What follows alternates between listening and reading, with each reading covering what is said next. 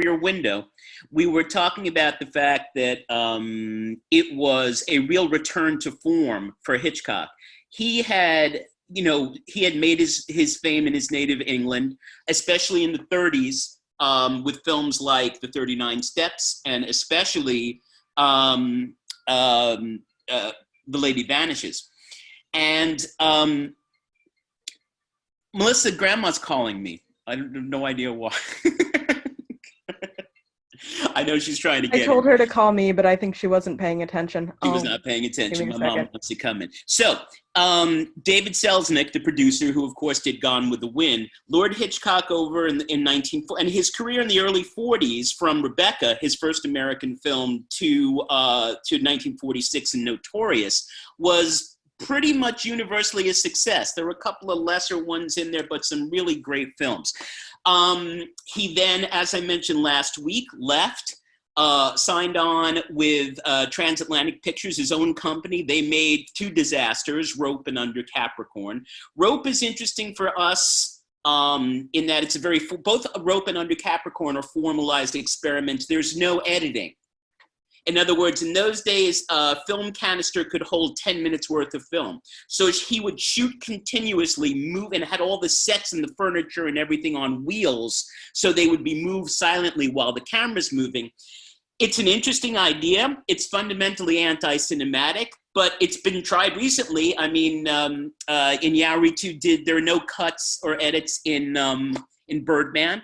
And there are no cuts or edits in 1917, which just came out this year. So Hitchcock was among the first to try something like that. But both disasters, he went over to Warner Brothers, and his Warner Brothers films were a mixed bag too. Although, as I said, if you're looking for closet Hitchcock to impress people at parties, go with the film that comes after Strangers on a Train, which is I Confess, with Montgomery Clift and Anne Baxter from 1952. The one success, and Dial M for Murder is a pretty good film too, but the one real success he has in this period, it's Strangers on a Train. Now, Strangers on a Train, as you probably know, is based on the very first novel by Patricia Highsmith, who went on to become one of the great writers in that genre, and many of her novels have been turned into films. Most recently, her Banned at the Time, or sort of underground novel at the time about forbidden sapphic love, The Price of Salt, was turned into one of my favorite films of the last decade, which was Carol, with Rooney Mara and Cate Blanchett, which was fantastic. She also wrote The Talented Mr. Ripley, which also has, sort of the vaguely homoerotic undertones. And Hitchcock, in some ways, toned that down a little bit for Strangers on a Train, although clearly there is some sort of connection there. There feels like there's more connection between Farley Granger and, did I freeze? No, okay. Between Farley Granger and Robert Walker than there is between Farley Granger and Ruth Roman, who plays Anne. So there's that. The screenplay was written by Hitchcock, and the first draft of the screenplay was written by Raymond Chandler, the mystery writer who worked with Billy Wilder on Double Indemnity. And it was apparently an absolutely unusable draft. So you'll see Chandler's credited on the opening, along with a woman named Chenzi Ormond, who was sort of a disciple of Ben Hecht, the great Hollywood screenwriter. And there's a lot of suspicion that Ben Hecht actually had a hand in writing some of the dialogue, especially Barbara's dialogue. And Barbara, let's move to the actors now.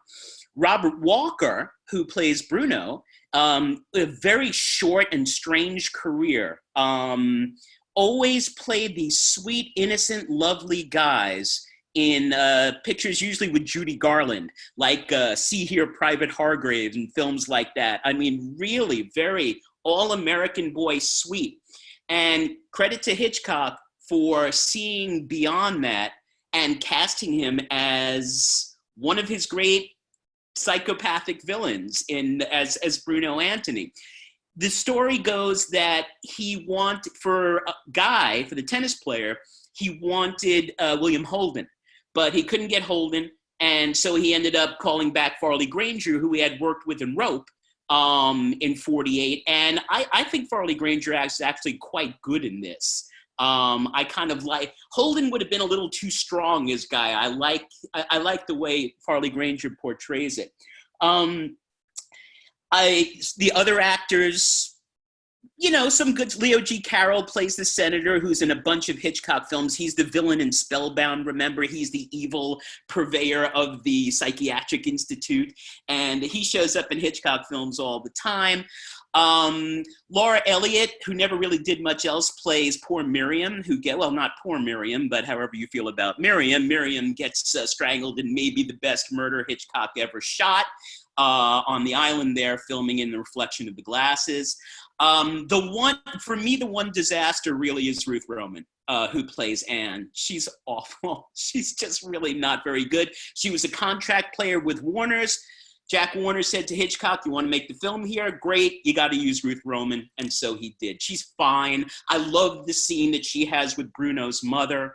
That's one of my favorite bits in the whole film, but not a very powerful presence. And you know, last week unfortunately Anna's not here this week, but we could do a whole riff again on the women in this film. But according to all sources I've read, there was absolutely no nepotism. Cast as Barbara, as the younger sister, was Patricia Hitchcock. And she had been in Hitchcock's previous film, Stage Fright. And the story goes that she got a call from her agent saying, you know, come audition for this film. There was no favoritism played. And she's wonderful in that part. She's just fantastic in that part. Not only in her quick, you know, sort of morbid one-liners, but also in that scene where Bruno strangles the judge's wife. And, you know, at the party, and the reaction on her face is just, you know, you believe her every second. So a lot of good casting in there, a lot of good actors. But in some ways, not always, but in some ways, a Hitchcock film is like a James Bond film in that they're basically as good as their bad guy is. All right, and you can generally judge the character of a Hitchcock film. Take James Mason in North by Northwest, which we're going to watch in a couple of weeks, or Tom Helmore, who plays the bad guy in Vertigo, which we're going to look at next week, or especially 2 weeks from now, Joseph Cotten as Uncle Charlie in Shadow of a Doubt.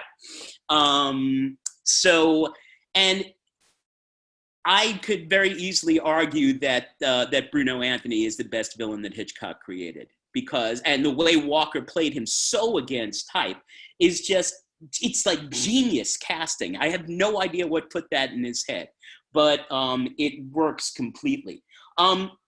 Just a couple of other notes. It's his first time working with someone we mentioned last week, Robert Burks, his cinematographer for pretty much the rest of his career and all of his great films in the 50s and early 60s. Don't get to Bernard. We get Bernard Herrmann next week, and this in Vertigo, and the score that I consider to be the greatest score ever written for a movie. You can agree or disagree. We're going to talk a lot about the music next week. But last week we had Franz Waxman for Rear Window. This week we get Dmitry Tiomkin for Strangers on a Train. Similar, you know, just they wrote hundreds and hundreds of scores. They were just like the workhorses of their day. All right, so let's open it up and talk about favorite moments. And then we'll talk about the themes a little bit. My favorite moment in the film is a very weird one. It's in the end, the merry-go-round, as it's speeding up, and Hitchcock just does this one little thing where the horses are going up and down, and Hitchcock puts his camera just under the horse. And that's the genius of Hitchcock, because what could be more sweet, more innocent, more lovely than a merry-go-round horse? But if you shoot it from just underneath, looking up into the teeth going up and down, it becomes this object of terror. And as I said last week with Rear Window, that is one of the major Hitchcock themes. This idea of chaos breaking out into an otherwise relatively normal life. and that's best. Also best shown in the opening, the famous opening where we just see shoes. He loves shoes, not as much as Tarantino loves feet, but he loves shoes. All right, so this opens with the two pairs of shoes. The shoes bump into each other, and oh, I know you. You're Guy Haynes, the tennis player, and so boom, chaos erupts. We're gonna see shoes next week at the end of Vertigo, and we're gonna see shoes the week after in the end of Shadow of a Doubt with the final battle in both cases. But there you go. All right, so my moment of all the great moments in this film is the camera and that horse looks terrifying. All right, I'm gonna unmute.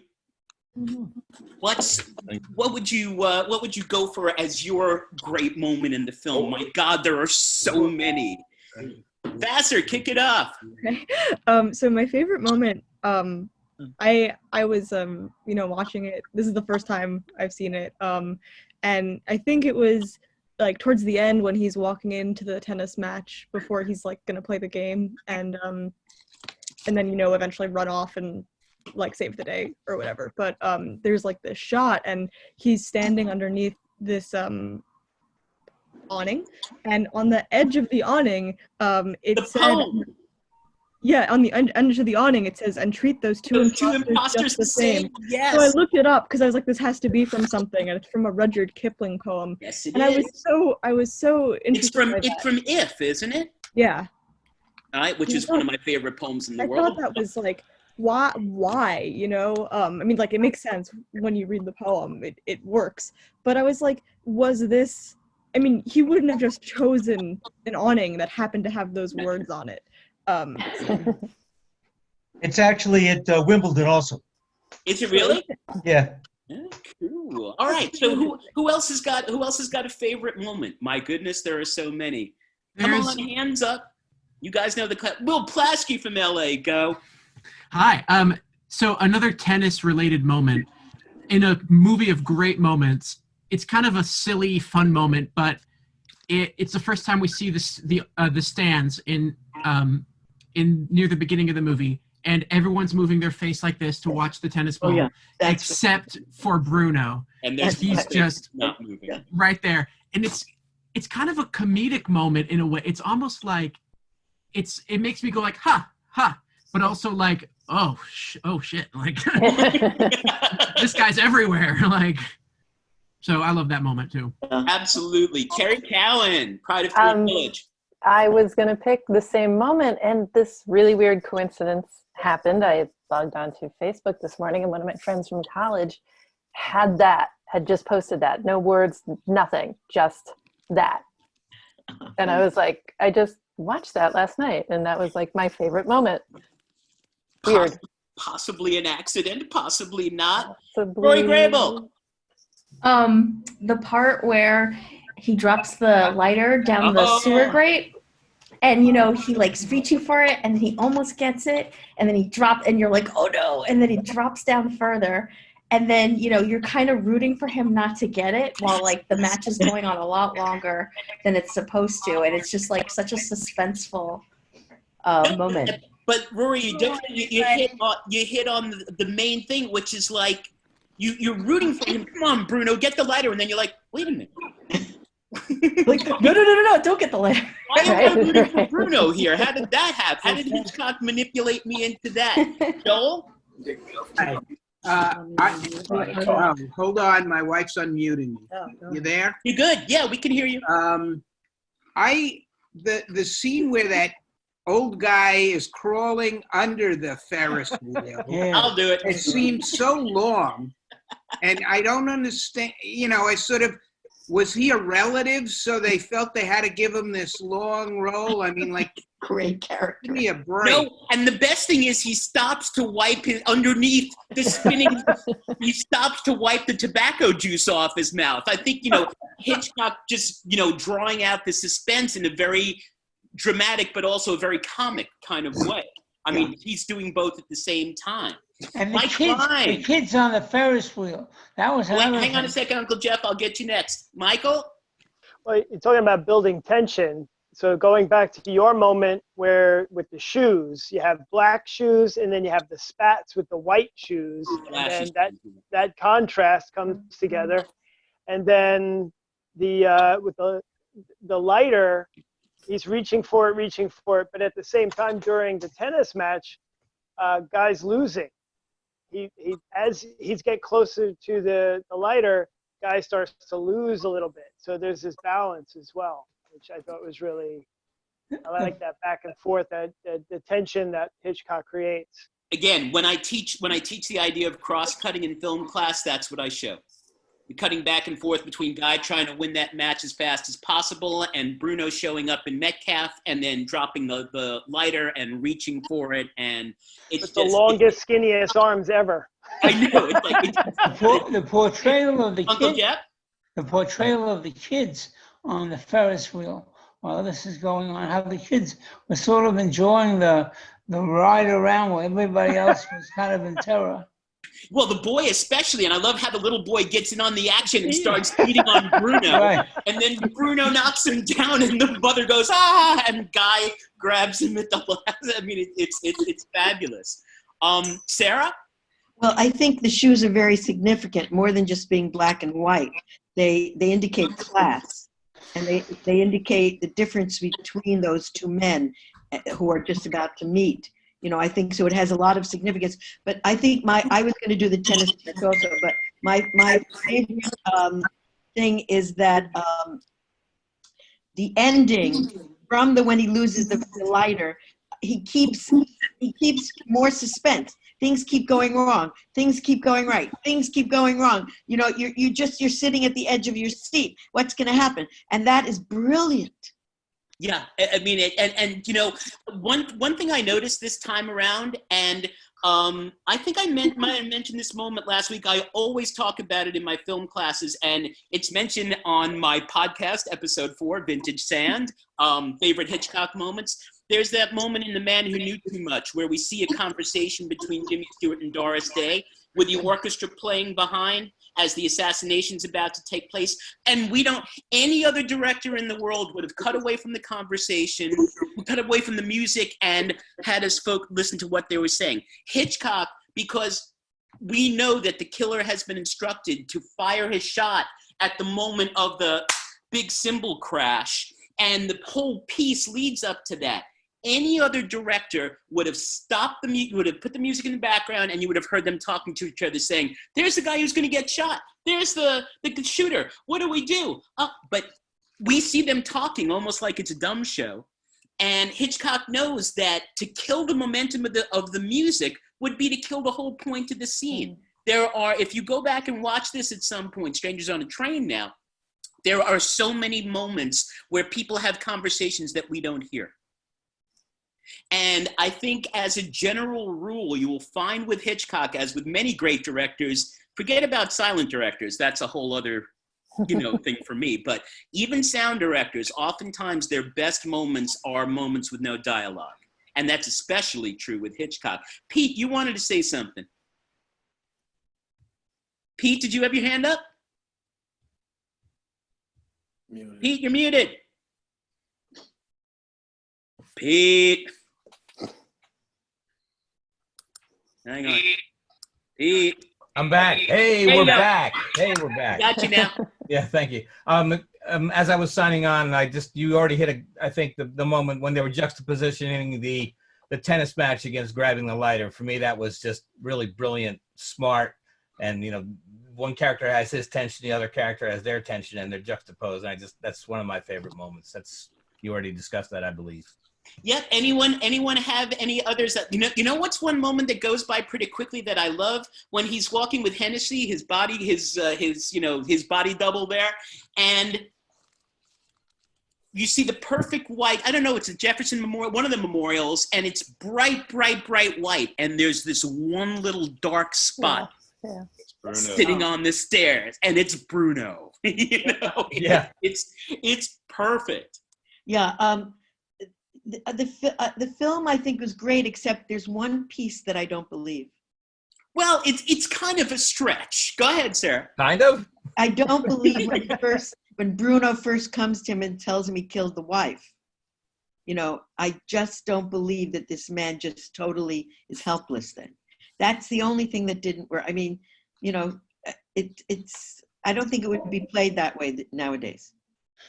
I don't know. Yeah. All right. We got an applause from Meryl on that one. Yes. You know what? The one thing I don't buy is you were talking about things that are stretched out. Why the dog? Did that bother anyone else? Yeah. I liked the dog. Why the dog? I mean, a nice dog. Yeah. All right. All right. But first of all, why put the dog there? It's like as he's walking up the steps, you know, ostensibly to, oh, mommy's here. Mommy. Yay. Everybody say hi to my mommy. I've been listening to you. I wanted to like tell 10 Mike, minutes. did you say, yeah, it did it the third time around, Melissa. All right. Good job. All right. Everyone who's anyone is here now. You know, Josh, Hands raised, Daddy-O. Hey, you Jen. said that when we were talking, when we were walking, that Hitchcock did things that you didn't know the reason why they did it. It's there. And he did it on purpose. Yeah, to the point. Remember, I was saying, Mom, that you guys were talking about the grate when Bruno is reaching down through the grate to get the lighter. Hitchcock shows the leaves and the crumpled gum wrapper that would be in the sewer drain personally. Wow. Right? That's the level of detail that we're talking about here. I mean, a control freak in the best and, you know, unfortunately, as you know, in the worst kind of sense too. As I said last week, asked Tippi Hedren, oh, you can't find Tippi Hedren because he destroyed her career. Uncle Jeff? Yeah, I think that the scene in the bookstore where he has to fight with his wife makes the fact that it's credible that he would not go to the police when he's confronted. In other words, it's credible that he could be a suspect in his wife's killing because of that scene where he has a quarrel with his wife, and there's in that scene where you know, they have a quarrel, and I guess it must be a bookstore where she works. The music store, yeah. No, and notice that in that scene, Bruno's behind the gate, so he's behind bars, and Guy's about to go back to his apartment, and the cops show up, and then Guy goes back, so it's the two of them behind bars, literally. Yeah, that's interesting. All right, That right. was my favorite. Hi, Jen. It's a beautiful little thing. Chris Levold, all the way from Wisconsin. A lot of the scenes you guys have mentioned are obviously ones I would have said too, but as I started to think about it, I think I like the way the tension is built up at the carnival when Bruno's following Miriam and those guys around, and I love when they go into the love tunnel and the shadows kind of make you think that something sinister is happening in more ways than one, and then there's the scream and you think, oh, he did it, and then they come out of the tunnel unscathed and everything. I love when I'm teaching this in my class, I like to show how Hitchcock is building suspense for us there. Yep, and did you notice the name of his boat? Pluto, that's right. You got your king. Thank you, Mike Klein, king of the underworld. Absolutely. I just want to make one other very quick point. Go, Pete, and then Anne. Yes. Briefly, on the merry-go-round, when it's turning like crazy, the adults are scared to death, but the kids having a ball. Especially, I mean, the girls are kind of hanging on for dear life, but and you know that effect to 2020 eyes looks a little clumsy. I mean, it was so obviously done with a miniature, but I mean, for 1951, that's not bad in terms of spec. I remember seeing it on TV when I was a kid, and I was like, oh my God, that's horrible. So pretty good for 1951. And yeah, on the topic of things that happen that really stretch our ability to believe, the very, very final thing when he dies and his hand opens up and the lighter, because he had just been involved in this huge fight, so he wasn't holding the lighter in his hand while he was fighting on the carousel. And then the whole thing crashes. So you're saying while he's crushed under there, he puts his hand in his pocket and pulls out the lighter? I mean, Possibly. that was the one thing I thought, like, oh my God, that's absurd. Yeah, I mean, no one's perfect. Although I would argue that in some ways, this and Rear Window and Shadow of a Doubt are as close to perfect as Hitchcock ever got. Vertigo is a mess, but it's the most brilliant mess ever made. But that's next week, right? We're getting ahead of ourselves.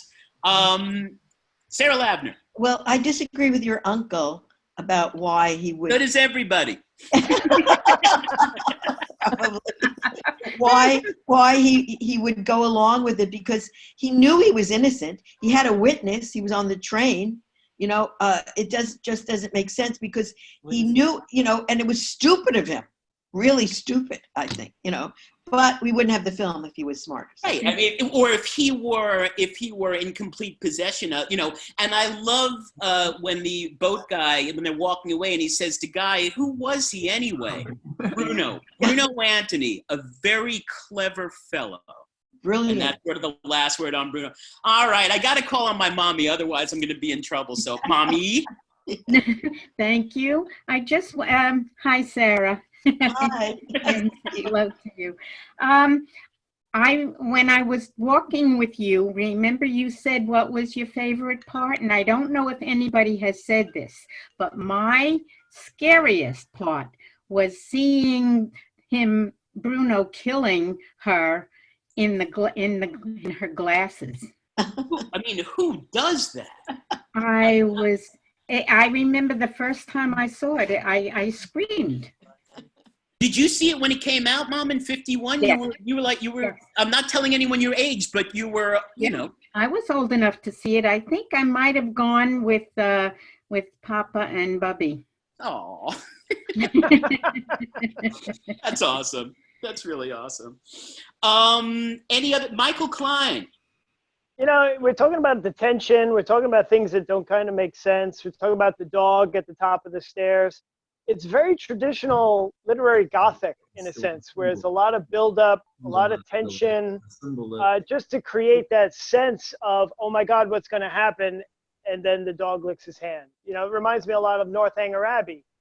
Catherine's walking around this abbey where she thinks something's going to happen, and then then nothing happens until it does. In Hitchcock, it's been brilliant.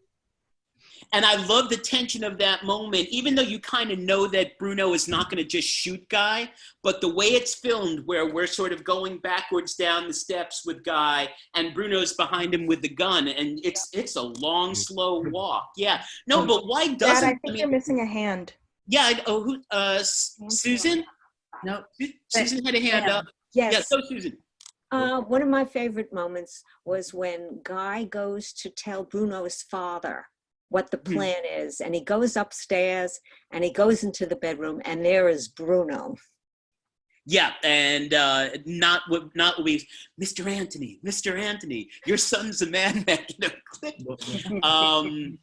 I'm surprised no one's met. I mean, The Glasses is the most famous shot in one of the 10 most famous shots in all of Hitchcock. But I also love the party where he's choking the judge's wife and staring at Barbara. That doesn't even make sense. No, because that was great. Barbara looks like Miriam. She's kind of built the same and has the same glasses and everything. And again, as I said earlier, Patricia Hitchcock plays that so well. He was, he had his hands around her neck, but he was killing me. He was strangling me. I mean, that's wow. I mean, that's just an amazing moment. Any ones we've missed? I think we've got most of the really good moments. I was going to add Meryl, Josh. Wait, Meryl's got the floor. Add one thing. When the fellow was crawling underneath the carousel. Oh. My wife looked this up, and that was actually a carnival worker. Oh, okay. There you go. That's what I thought it was. It was a moment that Hitchcock was terrified about, because it wasn't a stuntman, and it was an actual thing that was revolving above him. It wasn't created in a set, and it was like his most unnerving, he was just really sweating bullets shooting that scene. I just thought that was really interesting. The guy he said, yeah, I can do that, Yeah, I'll do that. And then the cops are like, no, wait. And they're like, what, you want to do it? He's like, all right, you be careful. Carol, go ahead. So, like you said, there were so many, but there were two that really that really stuck with me. And the first was, we talked about the shoes in the beginning, but we didn't talk about the way the shoes and the legs were shot without the upper torso, so you couldn't see the identity of the travelers, which I think just created the theme from the beginning of the randomness of the chance meeting of it could have been anybody. This wasn't planned, this wasn't arranged, and they just came together in that way, and it was a chance accident. And the second for me was also Hitchcock putting himself in the film like he does. Double bass, go Meryl. Love that. When did he put himself in the film? Getting on the train. Getting on the train with a double bass. Oh, I didn't see that. Oh. Yep. With a double bass. Yes. Yeah. And so now, how about this for a clever segue? Yeah, if I'm not calling on you, it's because I'm seeing 2 screens worth of people, so I keep flipping back and forth. So please excuse me. There are a lot of clear parallels between Bruno and Guy in the Highsmith novel. However, most of those doublings, pairings, the crisscross, as Bruno calls it, were inserted by Hitchcock himself later on. And it creates an incredibly complex structure for the film. So, if you were my film class, I would ask you, what are some of the doubles that you notice? There are so many of them in this film. Give me some doubles. The double bass you just mentioned. That's right. That was my clever segue, Norm. Very good. Yep. So, yeah. And it's interesting, Norm, because Hitchcock chose the double bass because that's sort of what he looked like. Of all instruments, that's the one that looks most like Hitchcock. So it was almost like a double for him. But where are for example, there are moments where Bruno will say, "What time is it?" and Hitchcock will cut to Guy looking at his watch. Oh. You know, those subtle little things where characters are joined together in that way. So talk to me about pairs, talk to me about doubles. Remember, once Bruno and Guy get on the train before they even mate, the first thing we see is the shot from the front of the train, the crisscrossing tracks. Right. Long before Bruno mentions his wonderful theory about swap murders. Yeah. So yeah, Bruno orders 2 doubles. Yep. Right. He orders 2 drinks and they make them doubles. Absolutely. I don't play doubles. You know, tennis. These are the only doubles I play. These are the only doubles I play. That plus the doubles. We've got Miriam and I can't see who's there in the light. Yeah. Well, I'm not sure it's the same kind of doubles you're talking about, but it's something that happened twice. Was this concept of holding on to something for dear life. And I heard somebody mention a few minutes ago that, you know, maybe it's unrealistic to expect someone to hold on to a lighter after going through such physical trauma. But it's also on the same way, it's hard to expect someone to be holding on to such a lie on their deathbed. In a deathbed confession, you usually expect someone to reveal some sort of great truth. Right. The guy says, you know, Bruno, come on. Surely at a moment like this, you know? Other doubles, other parallel. I'll give you another one, and then I got my client in. The doubling of Miriam and Barbara. That's the one that I was just going to say. Yeah. Oh, my client, run with it, brother. Well, we were talking about women last week, and Barbara and Miriam and Barbara are both pretty smart women in this film, right? Barbara notices that Bruno is looking at her in a weird way, and then Marion puts it together that he murdered the other woman who looked just like her. So there's the doubling of the murdered woman and the youngest sister. Who looked but no, I should say, and because Laura Elliott and Patricia Hitchcock look very much alike, and that sets Bruno off at the party, you know, and then he faints, and you noticed, remember what he says when he wakes up on the couch? He was like, he's like, I was dreaming I was on a merry-go-round. Oh. By the way, I only caught that because I've seen this movie 82 times. So, there you go. If I had a life, I wouldn't have noticed that. So don't feel so bad. So. Wow. When did he say that about the merry-go-round? After he's choking the judge's wife and he passes out, Guy says to one of the servants, let's carry him inside. And we see Bruno on the couch, and Bruno wakes up and he says, I was having a dream I was on a merry-go-round. Wow. Boom. Yes. Well, and by the way, and the theme of broken circles, there's a lot of broken circles in this. Miriam's glasses, first of all, a broken circle. The merry-go-round at the end. And of course, one of the great little comic moments is the first time Bruno goes to the amusement park when he kills Miriam. The little kid comes up to him and goes, put him up, Mr. Bang Bang. And the balloons right in this, and he just takes a cigarette and pops them. That was my favorite moment. That was so evil. That was the most evil thing he did. And yet, Hitchcock being Hitchcock, what does Bruno do after he leaves the amusement park? He helps the blind guy across the street. Oh, but I thought that was camouflage because he didn't want them to think he was alone. Very possible. It's also possible that, that he's got both of these halves in him. That he has both the kind of guy who would murder a stranger in cold blood and then also help a blind guy across the street. No, I don't think you see the other half at all. So I think that was total but I read it that way too. I noticed that at that moment too, that this man he was a psychopath, that he was a murderer. And then at the same time, he actually was helping this man. Also, I think there was a reason. Contrast. I think you would have seen that part of him other times in the film. But in response to Anne's comment about why the lighter was in his hand, I think that's dramatic license, poetic license, and that it never disturbed me. I never was like, oh, how could that happen? It worked with the whole story, It just worked. And that's dramatic license. Susan, you had your hand up before. Oh, you were talking about pears. I forget the context, but at one point you see somebody's hands and then you see somebody else's hands. The strangle moment. Lots of close-ups on hands. And of course, when Guy is talking to Anne on the phone and for the first time from the phone booth, when Miriam refuses to give him the divorce and she can't hear him because the train's going by, and he screams, I wish I could strangle her. And then I think you cut to Bruno's hand. That kind of stuff happens all the time in this film. Any other pairs or doubles that you noticed? What else did you see? Mr. Rothko and company.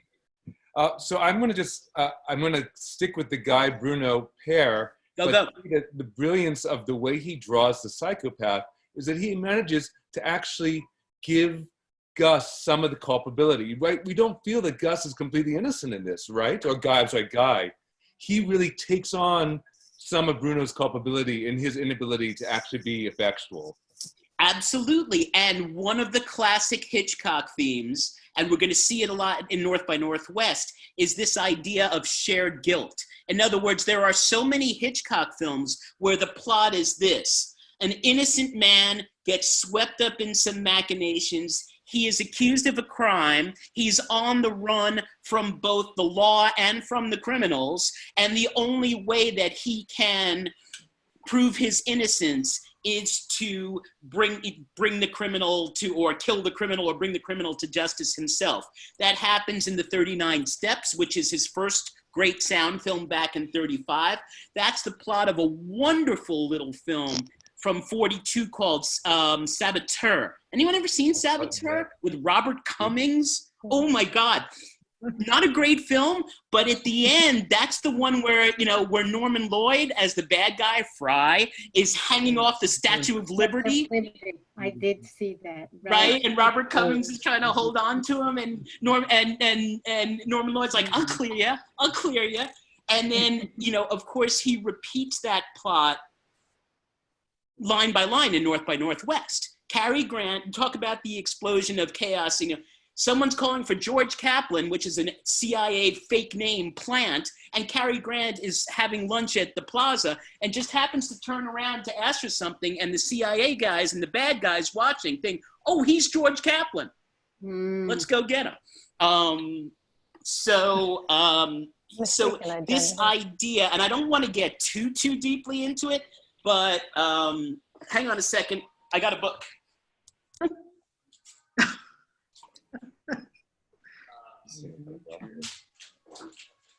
When he said he had the book, I thought he meant Lending Library too. So the first book ever written about Hitchcock as director was written by Eric Rohmer and Claude Chabrol, both of whom went on to become great directors of the French New Wave.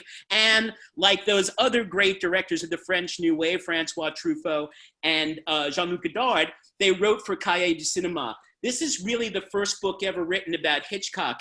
Here's the bad news. It ends in 1957 with The Wrong Man, right before Vertigo. That's when they wrote it. So I wish they had waited one more year to write it after Vertigo. But Rohmer and Chabrol pay a lot of attention to the Catholicism in Hitchcock's work. Because what you were talking about, you know, whoever in Chris's group there made the connection. Shared guilt is a theme that comes up over and over and over and over and over in Hitchcock, whether it's legitimate shared guilt, as in this case, where Guy is kind of responsible, even though he didn't actually strangle Miriam, but also remember that Hitchcock grows up Catholic in a very Protestant London, and the idea of guilt, of universal guilt, as in like, say, original sin, is something that comes up. The idea of shared guilt comes up over and over and over and over in Hitchcock. And that, by the way, these guys, their favorite Hitchcock film up to 1957, I Confess. Because as I was telling you last week, that's Montgomery Clift as the priest. One of the workers in the church commits a murder for money. He does it while wearing a priest's cassock. So, and then it turns out that there was a connection between the dead man and the priest, but the bad guy has confessed the truth to the priest. And the priest is accused of the crime, and he cannot reveal the truth, even to save his own neck, because of the sanctity of the confession. So, the only thing that holds I Confess back is the fact that it's Montgomery Clift, who looks like he's totally made of wood in that in the film, and Anne Baxter is in her Ten Commandments mode, you know. Oh, Moses. I love Anne Baxter, but you know, not necessarily the best actress in the world. No, But also, the film is set in Quebec, and Hitchcock very deliberately chose to set that film in Quebec because it's such a Catholic city, a French Catholic city, and there's Catholic imagery everywhere in that. And yeah, I just had a question. Is there any significance to the villain's name? I mean, if you have to picture a Bruno, you would never picture him. And I just, even, it does kind of any significance there, do you think? And all I know is that the names of the Bruno Antony, Guy Haynes, the names of the characters were all taken from the Highsmith novel that he kept. So that was her choice. And he changed stuff all the time. So he must have stayed with it for a reason. Yeah, he doesn't seem like a Bruno, and Guy doesn't seem very Guy-like, does he? But that's a whole other story. Speaking of Catholic guilt, Emma Iadonza, go. Oh my God. How's that for a setup, girl? What? I said, how's that for an introduction? Oh my God. The guilt is so heavy. I was really struck by the setting. I recently took the train to DC with a friend of mine, and I like watching this movie was like, hey, we were there. Hey, we were there. Hey, we were there. And I just I felt, you know, like sometimes they set things in places now and you're like, yeah, it's in New York, but it's not really, like, I guess they'll film on the street, but if they film in a building in New York, it's like not really a building in New York. But well, and Mom, I remember when Mom, where you going? Don't go away. Mom, I remember, I was just going to give you, just going to give you a shout out because when I was little, my parents used to go to when the U.S. Open was still played in Forest Hills at the West Side Tennis Club, and clearly they went and shot some of the B-roll right there. I mean, that was not a location or a fake or a set or anything. That's what it looked like, and it still looks that way. It's still there. They do concerts there now, which is pretty awesome. I love that building. But Can I Yeah, add go, to Norm. what you're saying about shared guilt? Because you made me remember in that scene in the train where Bruno's telling him about, I'll kill your wife, you'll kill my father. Crisscross. In all the different ways he's talking about it, Guy never says, oh no, I don't want you to kill my wife. Don't kill my wife. He's just like, well, that's extreme, or, oh, wow. Sure, Bruno, they're all good ideas. He never actually repudiates it specifically, and I think he feels the guilt as a result of that he was kind of considering it maybe in that moment, and he was horrified about it, but he never actually, oh, no, of course I would never, no, I would never kill, no, I don't want you to kill her, don't kill. He never does that. He did, I think he feels culpable in some, at least in himself, he's culpable in that moment when he comes to the house and he joins them behind the fence. That's when he really commits to it. I mean, that was such a great moment in the film. I was going to bring it up earlier, but yeah. No, abs, and that works nicely. Leading up to that, when he says, I killed, you're watching the movie, I'm watching the movie, and I'm thinking, no, I've had nothing to do with you killing her. Of course I'll go to the police. You can tell them whatever you want. I didn't have anything. I mean, you think in the real world, there's no way that he would feel pulled into that and that he's got to, but Bruno's just, oh, what do you think? I mean, I had no reason to do it. It's because, and it's kind of weak. But then when all of a sudden when the police come, and he goes to hide behind the fence and he's right there with Bruno. That when he joins him, that was just such a chilling moment. It was like behind the bars. Behind the bars when he's there with him. Up until then, they're confronting each other, and you don't know which way Guy's going to go, and you're pulling for him. It's like, no, don't go with it. You don't have to get sucked into this. But once that happens, that's it. Then the whole movie turns at that moment and becomes what it is. Yeah, absolutely. And again, I mean, if you're looking for other examples of shared guilt, I mean, who's the bad guy in Psycho? Is it Norman? Is it Mrs. Bates? Is it sort of both? Melissa Ariel Cabot of Brooklyn, New York. Oh, she's going. All right, bye. She's going, yeah. Fine. Abandoned by my child. Well, you know what's like that's like, Mom. So, so there you go. Any last thoughts on this film? If you were watching it again and you hadn't seen it in a while, did it hold up?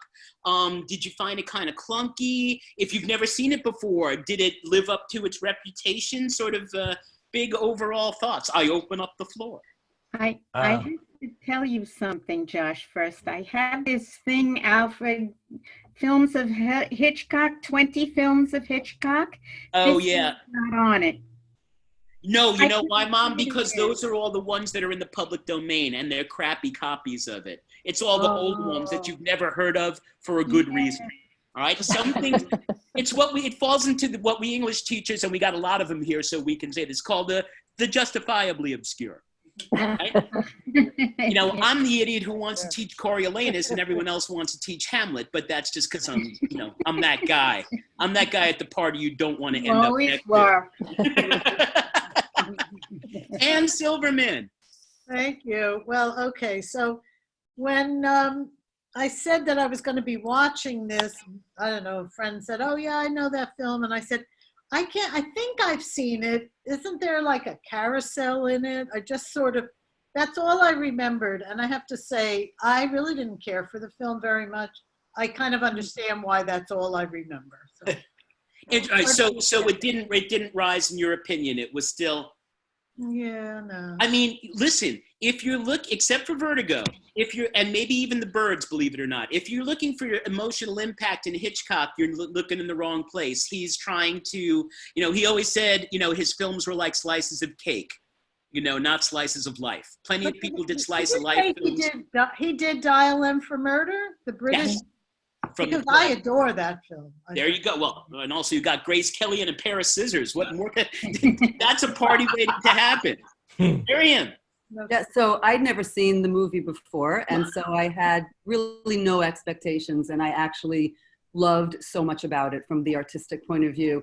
Even just the contrast of light to dark in every shot, the angle of the shots. There was a steady level of suspense in a way all the way to the end. And it wasn't like highs and lows. I felt like it was just a steady piece of work that was just beautifully shot. And I had a different reaction to you, Josh, of the character of Anne. I thought that she played her role really beautifully. And I thought that her facial expressions, she had a little twitch of an eye or a twitch of a part of her lip or something like that, that like spoke volumes when she didn't have to speak. I thought she was played really well. And I think Ruth Roman, did have a long career, not in film, but I think she was on soap operas for a long time. She always worked. I mean, she was a constantly working actress, so you may not be off about that. Meryl. Just to pick up on that, I noticed, and I'm curious what you would think about this, the constant suspense, but when Bruno is trying to get back to the island, behind him you see the sun is setting, and then Guy is on the train, and there's a shot where the sun is setting behind him too, and it was clearly intentional. I mean, that is put there on purpose, and it looks right, crisscross. And it looked to me that the sun had set a little bit, the sunset was a little bit further along on Guy's train ride than it was where Bruno was standing. Yeah, I think you're right, Meryl. And, so moving the action along and building suspense and, it's when I talk to my students about the difference between horror and suspense, horror is when two characters sit down at a table, they're talking and a bomb blows up out of nowhere. That's horror. Suspense is when the director shows you the bomb first, then the guys sit down. Then the director cuts back to the timer, 1 minute, 59, 58, 57, back to the guys talking. Back to the bomb. If Hitchcock didn't invent that, I think, Thomas Edison's directors invented that back in 1908, but Hitchcock perfected it. All right. Thank you. Josh, I just want to thank you so much and for helping the shul doing this. And you're just wonderful. Thank you. I enjoyed it. And I think so many people, and I'm just warning you, the film we're looking at next week, when I first saw it, as part of the reissue series in '83 that I was talking about last week with Rear Window, I hated it so much. I hated it too. The first 2/3 of the movie, I was stupefyingly bored. And then the last third of the movie, I was like, what is going on and why has my hero become a monster? And what's with the ending? However, it's one of those things that stuck in my brain and I just couldn't shake it. And it has become my favorite movie. I'm not saying it's the best.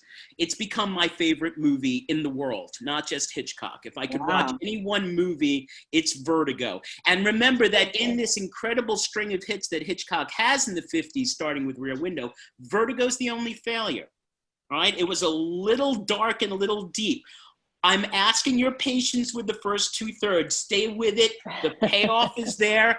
I'm just hoping that Anna, my student from Paris, doesn't come back because she's going to have a lot next week because she's going to have a lot to say about how women are treated in that film. I'll say things back. Don't worry.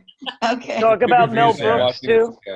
Oh, yeah, Thank got you to be so high much. anxiety. Yeah, absolutely. Everyone, have a great week. Stay safe. Thank you, Snap, Sarah. everybody. Meryl, thank you for coming. Carrie, Norm, and guys, Mom, Emma, everybody. Gobbles, Chris. Bye, Mom. Wait. Say goodbye, Sue. Okay, Josh, don't forget, you have to send me pictures of the apartment. Pictures of the apartment coming, Sarah. I promise. Vertigo next week, same time. Love you guys. Thank you. Thanks for coming. Bye.